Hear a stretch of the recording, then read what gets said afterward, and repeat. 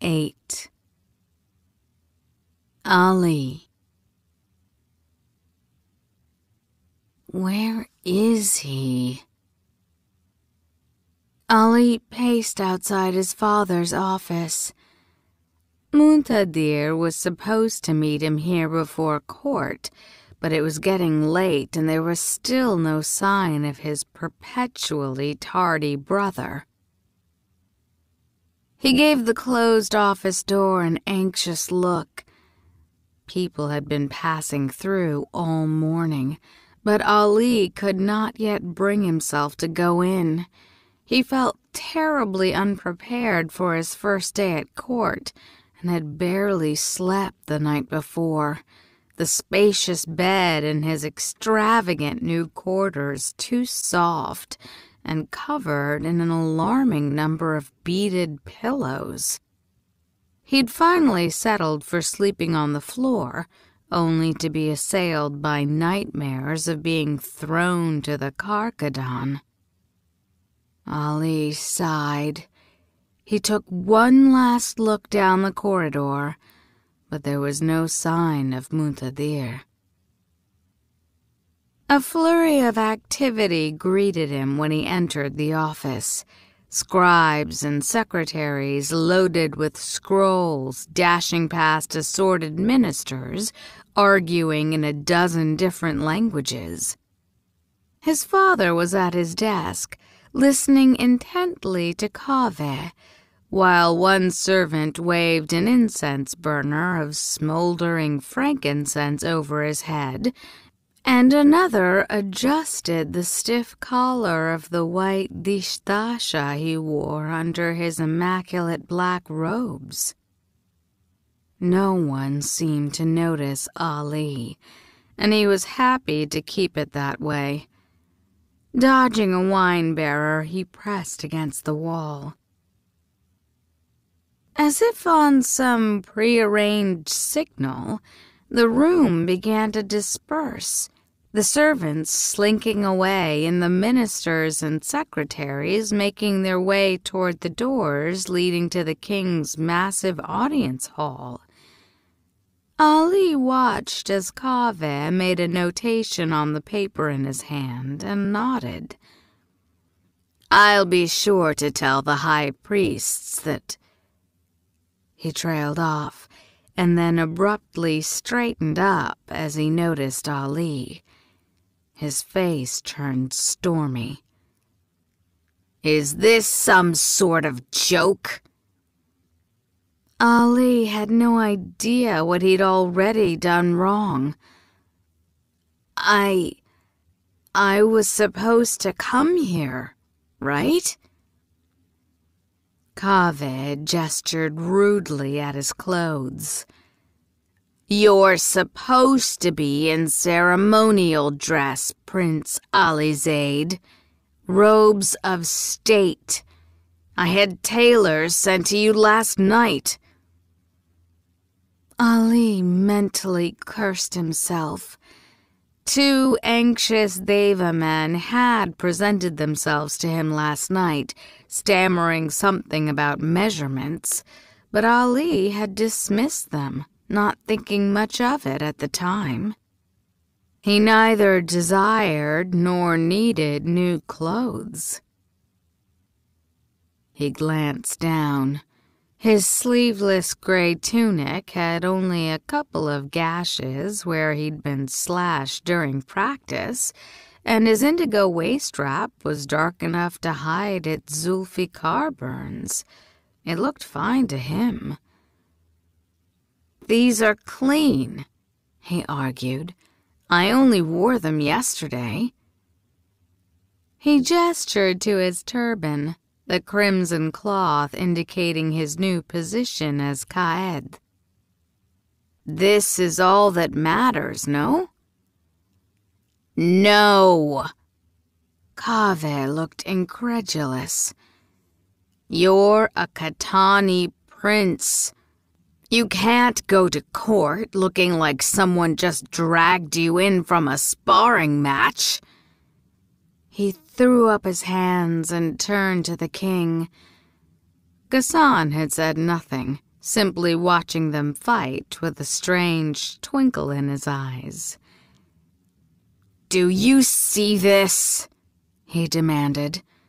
"Now we'll have to start late so your son can be properly—" Ghassan laughed. It was a full-throated, hearty laugh, one Ali hadn't heard from his father in years. "Aye, Kaveh, let him be." The king came from behind the desk and clapped Ali on the back. "He has Gazira in his blood," he said proudly. "Back home, we never bothered with all this ceremonial nonsense." He chuckled as he led Ali toward the door. "If he looks like he just finished thrashing someone with a Zulfikar, so be it." His father's praise was not a thing doled out often, and Ali could not help but feel his spirits lift. He glanced around as a servant reached for the door leading to the audience chamber. "Abba, where's Muntadir?" "With the trade minister from Tukharistan. He's negotiating a deal to reduce the debt we owe for the Royal Guard's new uniforms." "Muntadir's negotiating our debts?" Ali asked skeptically. His brother and numbers did not go well together. "I didn't think economics his strong suit." "It's not that type of negotiation." When Ali's confused frown only deepened, Ghassan shook his head. "Come along, boy." It had been years since Ali had last been in his father's throne room, and he paused to fully appreciate it as they entered. The chamber was enormous, taking up the entire first level of the palatial ziggurat, and held up by marble columns so tall they disappeared into the distant ceiling. Although it was covered in fading paint and broken mosaics, one could still make out the flowery vines and ancient Devasthani creatures that had once decorated its surface, as well as the pockmarks where his ancestors had pried out gems. The Ghaziris were not ones to waste resources on ornamentation. The western side of the room opened onto manicured, formal gardens.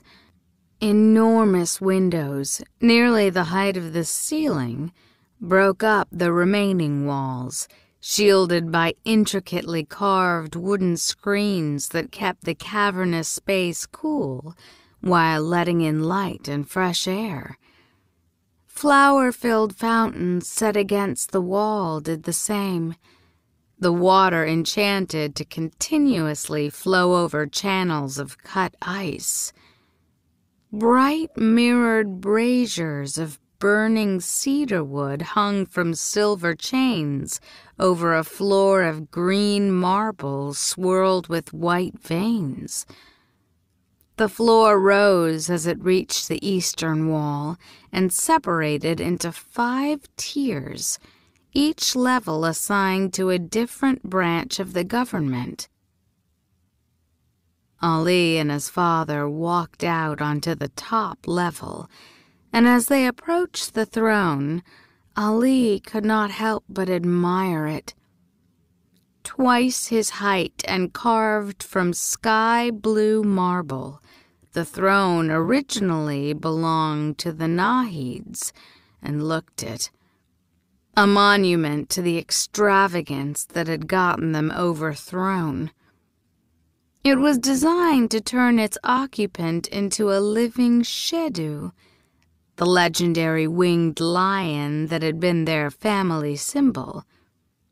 Rubies, carnelians, and pink and orange topaz were inlaid above the head to represent the rising sun, while the arms of the throne were similarly jeweled to imitate wings, the legs carved into heavy clawed paws. The jewels sparkled in the sunlight, as did the thousands of eyes he suddenly realized were upon him. Ali promptly dropped his gaze. There was nothing that united the tribes more than gossiping about their leaders, and he suspected the sight of Ghassan's second son eyeing the throne on his first day in court would set every tongue wagging. His father nodded to the jeweled cushion below the throne. "Your brother isn't here. You might as well take his seat." More gossip. "I'll stand," Ali said quickly, edging away from Muntadir's cushion. The king shrugged. "Your choice." He settled into his throne, Ali and Kaveh flanking him. Ali forced himself to look at the crowd again. Though the throne room could fit 10,000, Ali guessed about half that number were here now. Nobles from all the tribes, their regular presence required to prove loyalty. Shared space with clerics in white turbans, while court scribes, lesser wazirs, and treasury officials swarmed in a dizzying array of ceremonial dress. But the majority of the crowd looked to be commoners. No Shafit, of course, save servants, but plenty of mixed tribal heritage like Ali. All were dressed well. None would present themselves in court otherwise. But some were clearly from Devabad's lower classes, their robes clean but patched, their ornaments little more than metal bangles. An Ayanle woman in mustard-colored robes with a scribe's black sash around her collar stood up.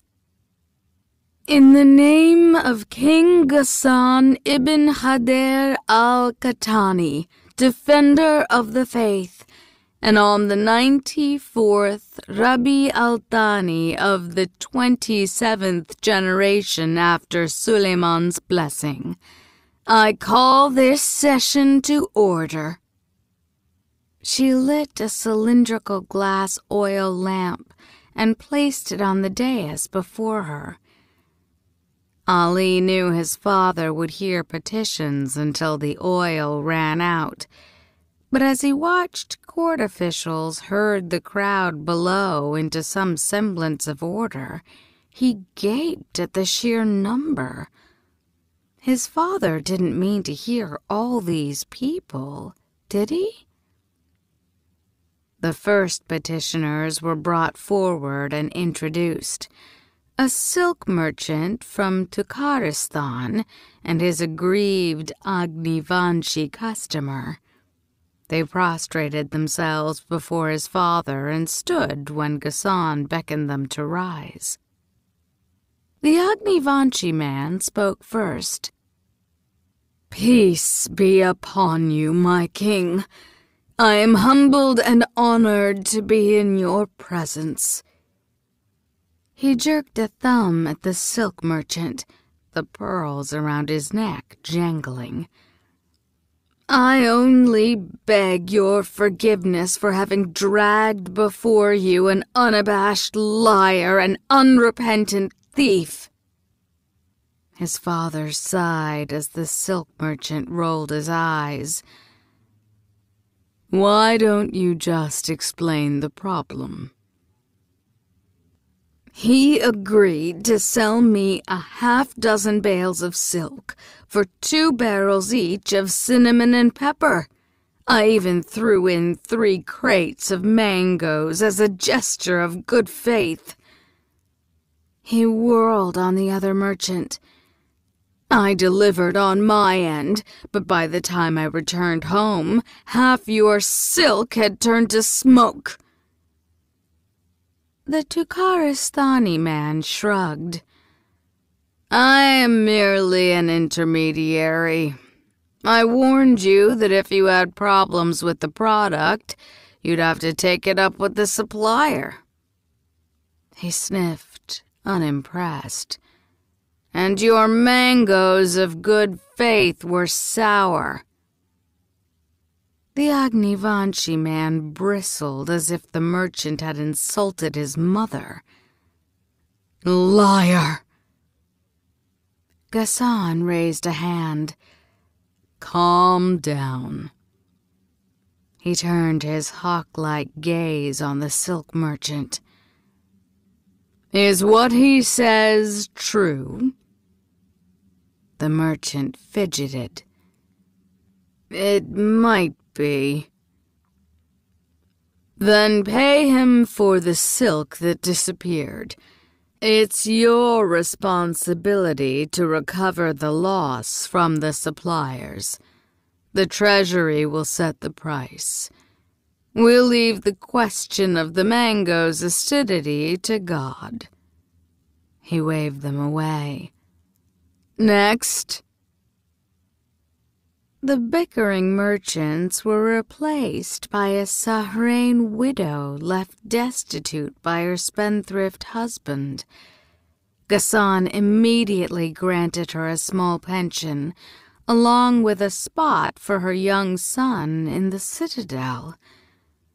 She was followed by a scholar requesting funds to research the incendiary properties of Zahak bladders, firmly denied, an appeal for help against a rook savaging villages in western Devasthana, and several more accusations of fraud, one including knockoff Nahri potions with some rather embarrassing results.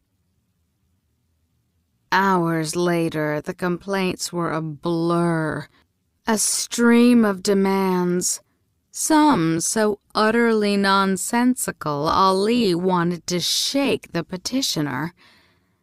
The sun had risen past the wooden window screens, the audience chamber growing warm, and Ali swayed on his feet, staring longingly at the cushion he'd refused. None of it seemed to bother his father. Ghassan was as calmly impassive now as he'd been when they walked in, helped, perhaps, by the goblet a wine-bearer had been keeping studiously full. Ali had never known his father to be a patient man, and yet he showed no irritation toward his subjects, listening as intently to destitute widows as to wealthy nobles arguing over vast tracts of land. Truthfully, Ali was impressed.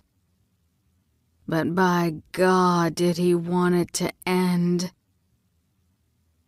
When the light in the oil lamp finally snuffed out, it was all Ali could do not to drop to the floor in prostration. His father rose from his throne and was promptly swallowed by a crowd of scribes and ministers.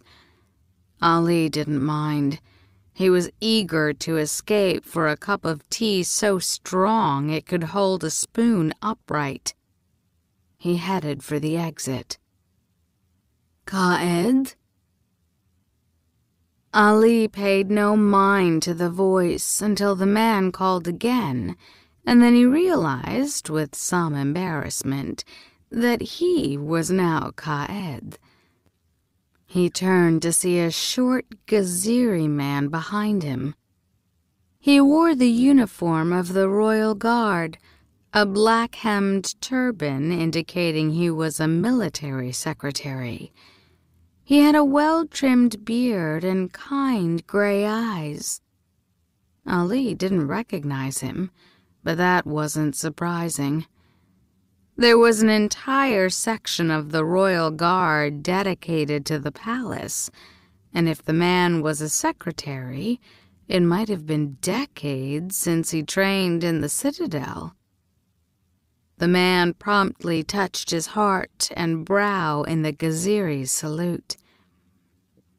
"Peace be upon you, Qaed. I'm sorry to bother you." After hours of civilian complaints, a fellow Gaziri warrior was a welcome sight. Ali smiled. "No bother at all. How can I help you?" The secretary held out a thick roll of scrolls. "These are records of those suspected in manufacturing the faulty carpets that crashed in Babili." Ali stared at him in utter incomprehension. "What?" The secretary narrowed his eyes. "The Babili incident. The one whose survivors your father just granted compensation. He ordered us to arrest their manufacturers and seize the remaining stock of carpets before they're sold." Ali dimly remembered something like that being mentioned. "Oh, of course." He reached for the scroll. The other man held back. "Maybe I should give it to your secretary," he said delicately. "Forgive me, my prince, but you look a little overwhelmed." Ali cringed. He hadn't realized it was that obvious. "I don't have a secretary." "Then who took notes for you during today's session?" Alarm rose in the other man's voice. "There were at least a dozen matters that pertained to the royal guard." I was supposed to have someone take notes? Ali racked his brain. Wajed had thoroughly explained Ali's new responsibilities before he left for Tanitri, but shocked by Anas's execution and the revelation about the weapons, Ali had struggled to pay attention. "No one," he confessed. Ali glanced at the sea of scribes. Surely one of them would have a transcript of today's session. The other man cleared his throat. "If I may be so bold, Qaed, I typically take notes for myself regarding Citadel matters. I would gladly share them with you. And though I'm sure you would rather appoint a relative or member of the nobility as your secretary, if you need someone in the Yes," Ali cut in, relieved. "Please." He trailed off with some embarrassment. "I'm sorry. I don't think I asked your name." The secretary touched his heart again. "Rashid Ben Sak, my prince."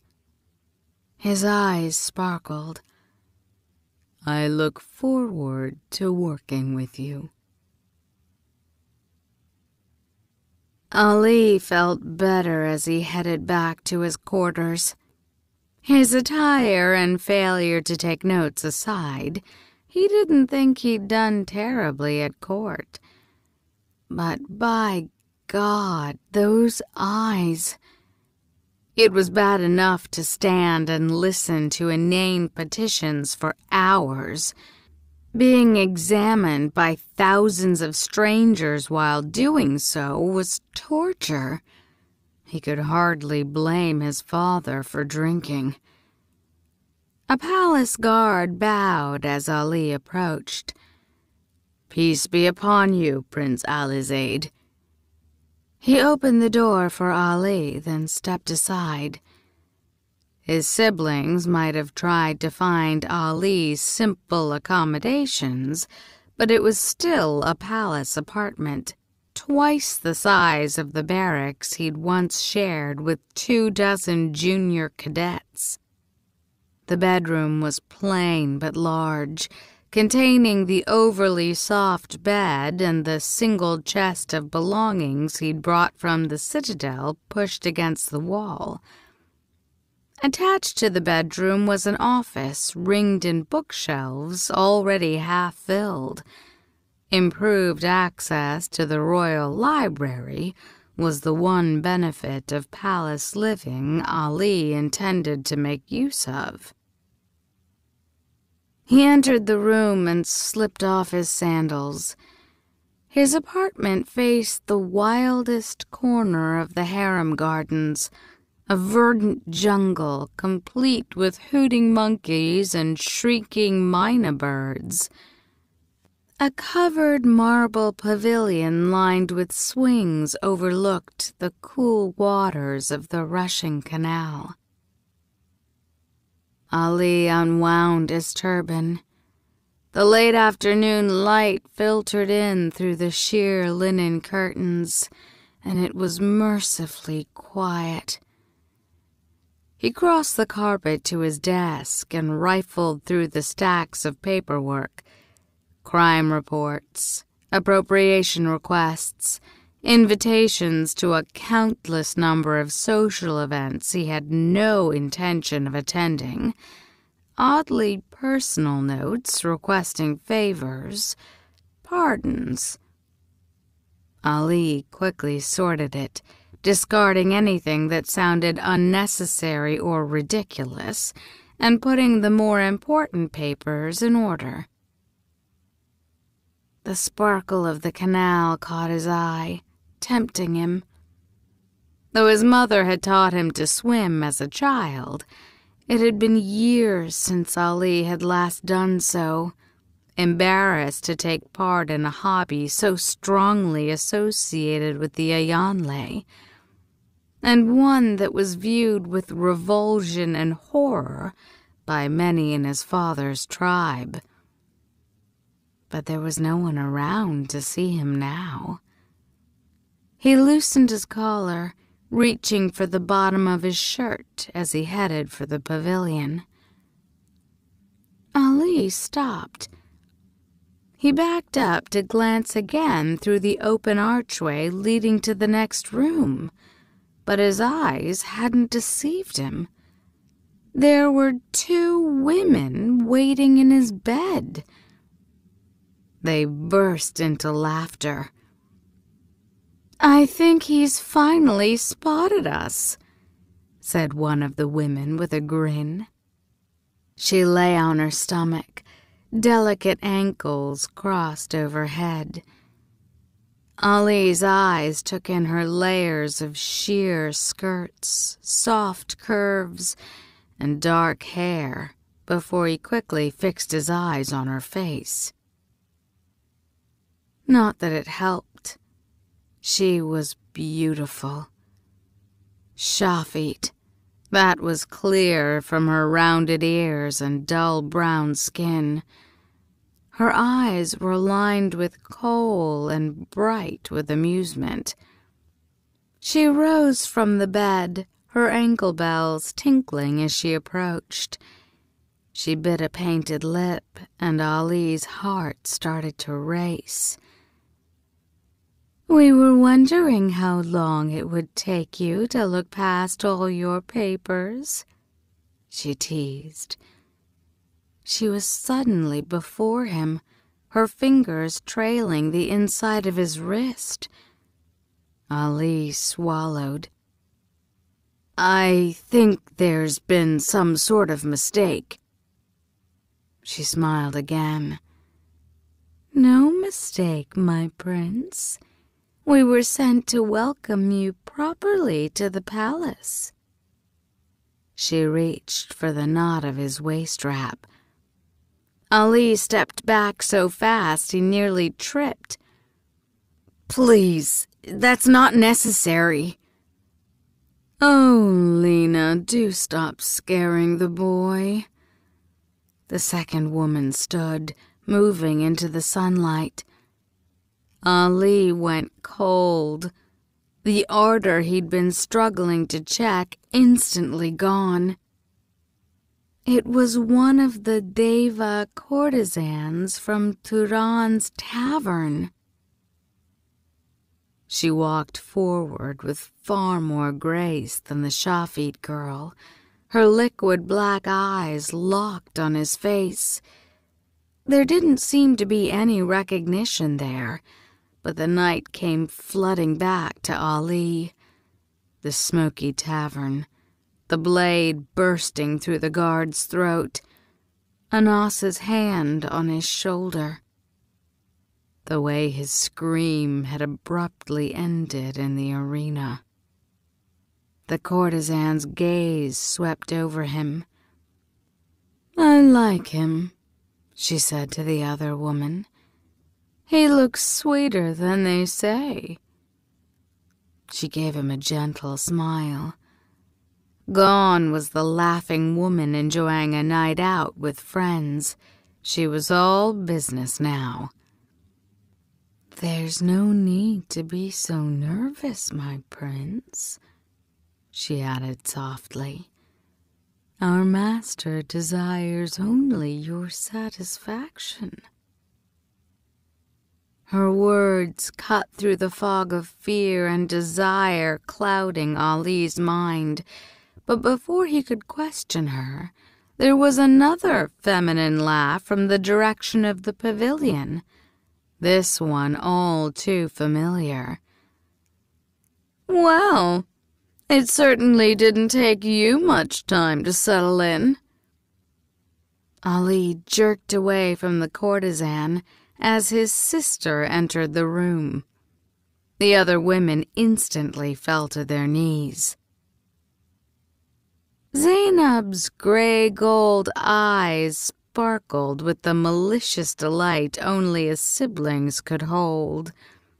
She was less than a decade older than Ali, and as teenagers they could have passed for twins, though her mother's sharp cheeks and elongated features suited Zainab far better.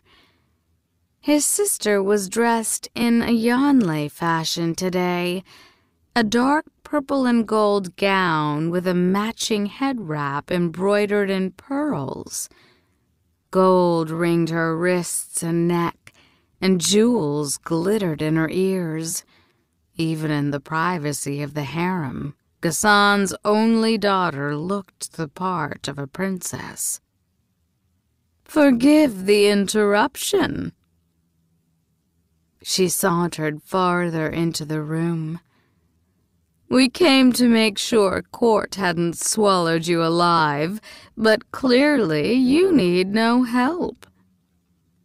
She dropped onto his bed and kicked at the blanket that was neatly folded on the floor with a roll of her eyes. "Don't tell me you slept on the ground, Alizade."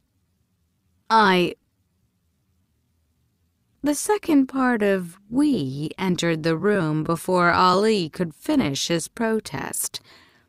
Muntadir looked more rakish than usual, his dishdasha unbuttoned at the collar and his curly hair uncovered. He grinned at the sight before him. "Two? Don't you think you ought to pace yourself, Zaidi?" Ali was happy his siblings were enjoying themselves at his expense. "That's not what this is," he snapped. "I didn't tell them to come here." No. The amusement left Munthadir's face, and he glanced at the courtesans kneeling on the floor. Rise, please. There's no need for that. Peace be upon you, Emir, the Deva courtesan murmured as she stood. And upon you, peace. Munthadir smiled, but the expression didn't meet his eyes. I know I resisted the urge, so tell me, who requested that my little brother receive such a delightful welcome home? The two women exchanged a look, their playful attitude gone. The Deva courtesan finally spoke again, her voice hesitant. The Grand Wazir. Instantly outraged, Ali opened his mouth, but Munthadir raised his hand, cutting him off. Please thank Kaveh for the gesture, but I fear I'll have to interrupt. Munthadir nodded at the door. You can go. Both women offered muted salams and then hurried out. Munthadir glanced at their sister. Zainab, would you mind? I think Ali and I need to talk. He grew up in a citadel full of men, Thiru. I think he's had the talk. Zainab laughed at her joke, but rose from the bed, ignoring the annoyed look Ali shot in her direction.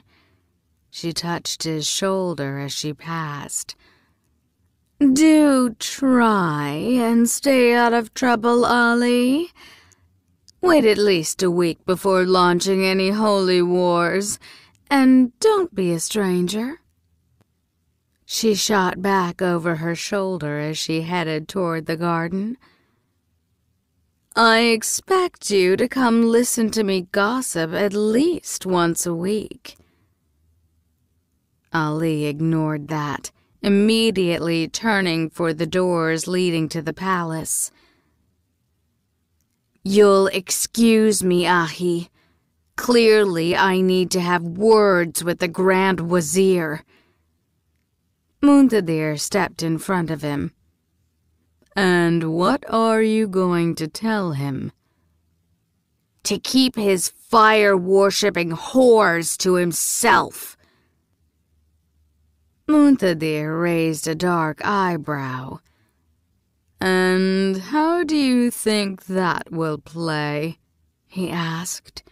The teenage son of the king, already rumored to be some sort of religious fanatic, berating one of the most respected Deva men in the city, a man who's loyally served his father for decades? And over what?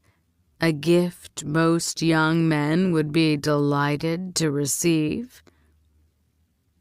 I'm not like that, and Kaveh knows. Yes, he does. Munthadir finished. He knows very well, and I'm sure he's made certain to situate himself someplace where there will be a great number of witnesses to the scene you're ready to cause. Ali was taken aback. What are you saying? His brother gave him a dark look. That he's trying to upset you, Ali. He wants you away from Abba, ideally away from Devabad and back in Gazira where you can't do anything to hurt his people. Ali threw up his hands. I haven't done anything to his people. Not yet. Munthadir crossed his arms over his chest. But you religious types hardly make a secret of your feelings toward the Devas. Kaveh is afraid of you, He probably thinks your presence here is a threat. That you'll turn the royal guard into some sort of morality police and have them beating up all men wearing ash marks." Muntadir shrugged. "Honestly, I can't blame him. The devas tend to suffer when people like you come near power." Ali leaned against his desk, taken aback by his brother's words. He was already trying to fill in for Wajed while hiding his involvement with the Tanzim. He didn't feel capable of matching political wits with a paranoid Kaveh right now. He rubbed his temples. "What do I do?" Muntadir took a seat in the window. "You could try sleeping with the next courtesan he sends you," he said with a grin. "Oh, Zadie, don't give me that look. It would throw Kaveh for a loop." Muntadir absent-mindedly twirled a bit of flame around his fingers. "Until he turned around and denounced you as a hypocrite, of course." "You're not leaving me with a lot of options." "You could try not stomping around like the royal version of the Tanzim," Muntadir offered. "Actually, I don't know, attempt to befriend a deva. Jamshid's been wanting to learn how to use a Zulfikar. Why don't you give him lessons?" Ali was incredulous. "You want me to teach Kaveh's son how to use a Gaziri weapon?" "He's not just Kaveh's son," Muntadir argued, sounding a little irritated.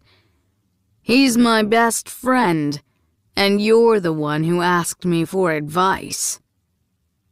Ali sighed. "Sorry. You're right. It's just been a long day." He shifted against the desk, promptly knocking over one of his carefully arranged stacks of paperwork. "A day with no sign of ending any time soon. Maybe I should have left you with the women. They might have improved your attitude." Muntadir rose from the window. "I just wanted to make sure you survived your first day at court, but you look like you have a lot of work. At least think on what I've said about the devas. You know I'm only trying to help." "I know." Ali exhaled. "Were your negotiations successful?" "My what?"